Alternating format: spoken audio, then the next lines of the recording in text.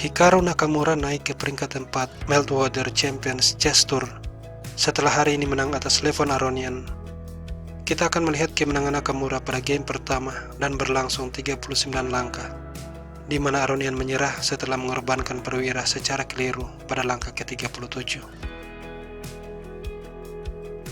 Game terjadi dalam tema pembukaan Italian Game, varian Giocopiano. Di langkah keempat Aronian rokade, Nakamura mengembangkan kuda, dan setelah D3 dia rokade.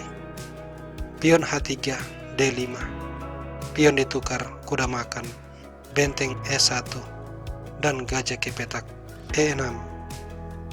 Setelah C3, Nakamura memainkan pion H6, mengundang Aronian untuk melepaskan serangan yang akan membuat dia memenangkan pion. Aronian melakukannya. Pion B4, gajah B6, dan pion B5 mengusir kuda ke A5. Kemudian gajah ditukar, gajah makan, dan kuda makan pion. Aronian unggul 1 pion. Meski begitu, permainan masih sama kuat. Di sini Nakamura melanjutkan benteng E8, dan di langkah ke-14 Aronian berbuat kesalahan kuda D2.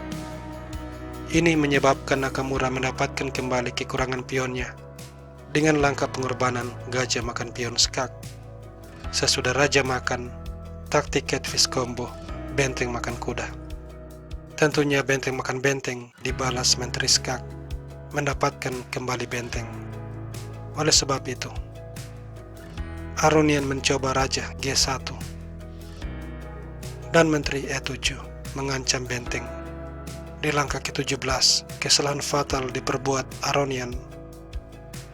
Dia menggeser benteng, mengizinkan langkah menteri C5 skak.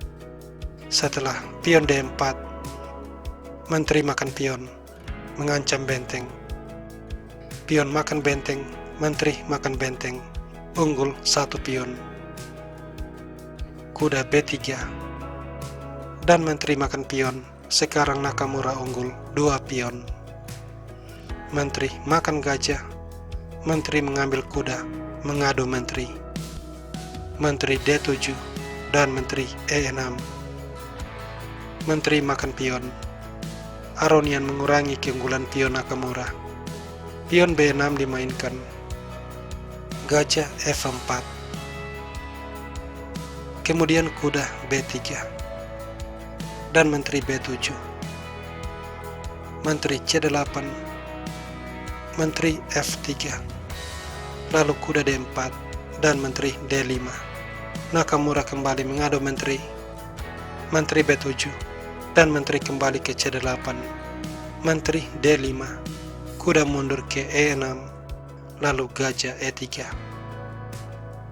Benteng B8 dimainkan. Dan setelah menteri F3 mengancam pion, menteri D7, menteri G3 mencoba untuk memenangkan pion. Tapi Nakamura mencegah menteri D3. Benteng F3 memperbaharui ancaman mengambil pion, dan Nakamura kembali mengadu menteri. Menteri E1 dan benteng D8. Setelah raja H2, menteri E4.